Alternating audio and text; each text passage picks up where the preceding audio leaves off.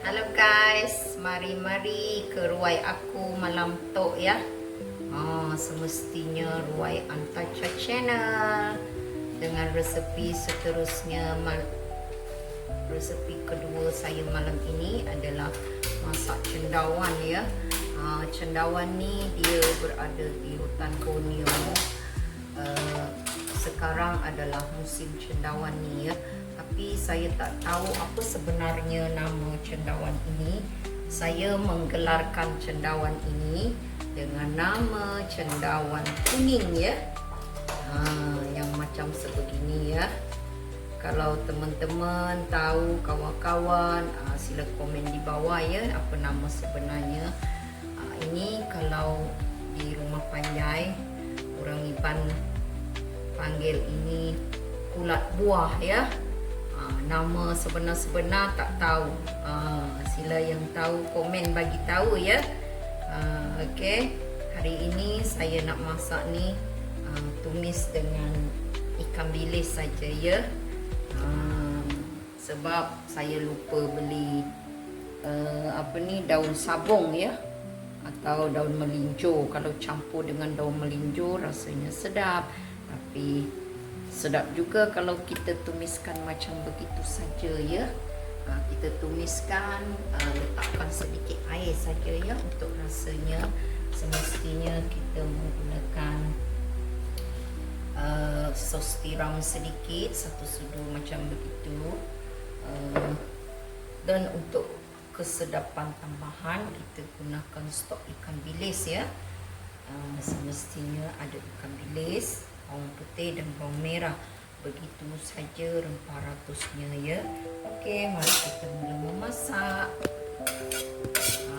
Masaknya semua, masaknya enak.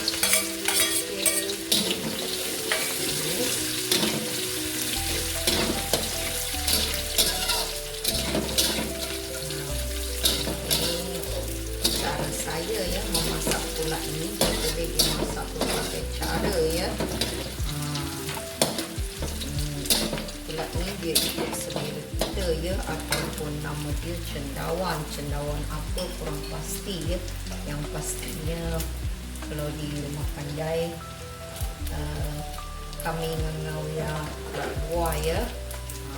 Nyamai ditumis ngau daun rampuk, apa lagi ya, daun sabung, sama dengan kucai itu ya. Sekarang kita masak begini saja ya, rasanya original cendawan tak ya. Dia banyak ada di hutan Borneo ya. Sekarang adalah musim dia guys. Okey, kita masukkan.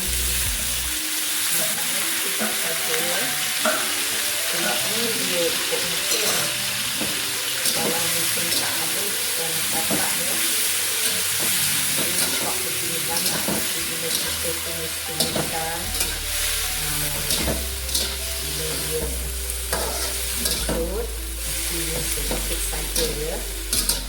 Kulat ini memang lembut ya. Kita kena hati-hati kalau kita mencari dia di dalam hutan ya, sebab dia cepat hancur ya.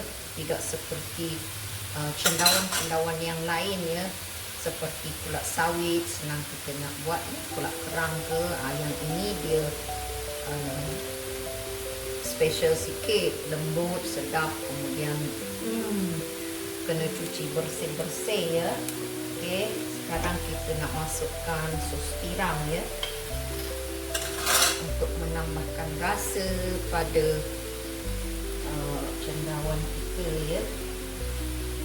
Saya panggil dia cendawan kuning guys.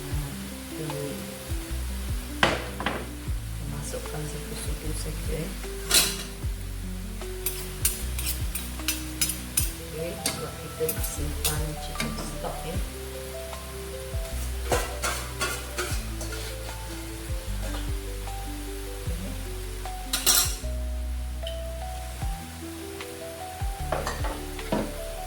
Tiram ini dia sangat sesuai untuk kita masak cendawan ya, untuk memberi rasa dia macam rasa abalone ya. tapi Toblerone dia agak tinggi sikit harganya ya. Kalau ada kerang ke lokan ke, boleh masukkan di dalam pulat ini, sangat sedap. Kalau pulat yang lain saya tak garanti sebab saya dah try berbagai resepi dengan cendawan ini ya. Okey, sekarang kita masukkan sedikit chicken stock ya. Jangan terlalu banyak sebab bila kita menyimpan chicken stock, kita tak payah letakkan garam ya. Sebab di sini ada semua rasa kita bawakan stok ikan bilis ni ya. Masukkan sedikit untuk rasa-rasa saja, jangan terlalu banyak. Kemudian kita masukkan aji ya. Okey, tak payah letakkan garam sebab kita tiram dah masin ya. Okey, sebegini saja, kita tak payah letakkan air. Lihatlah sendiri bila dia dah mendidih, air dia akan menjelma guys. Dari kulat buah ini ya, saya panggil dia kulat buah ya, ataupun cendawan kuning ya. Siapa-siapa yang lebih pandai dari saya mencari apakah nama kulat ini, silakan komen di bawah ya, supaya saya juga ingin mengenali nama sebenar kulat kuning ini atau cendawan ini ya. Okey, kita tak payah masak lama. Apabila dia sudah mengecut, isi dia akan menjadi lembut begini ya. Okey, sudah masak, mari kita rasa ya. Okey, kita tutup api. Mari kita hidangkan. Warna kuning ini dia adalah natural ya, tak disimpan apa kunyit ataupun kari ya. Dia memang original dari hutan macam begini ya. Okey, kita masukkan dulu.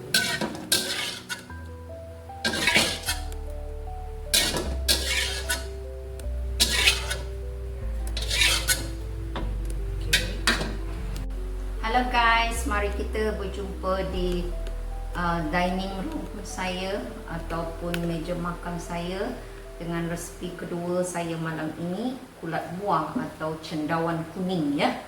Okey, mari kita rasa dulu macam mana nikmatnya. Kulat buah dan juga kuah dia ya. Dia kuning macam ni, dia memang original asli dari kulat ni sendiri. Ya, gitu ya. Okey, mari kita rasa.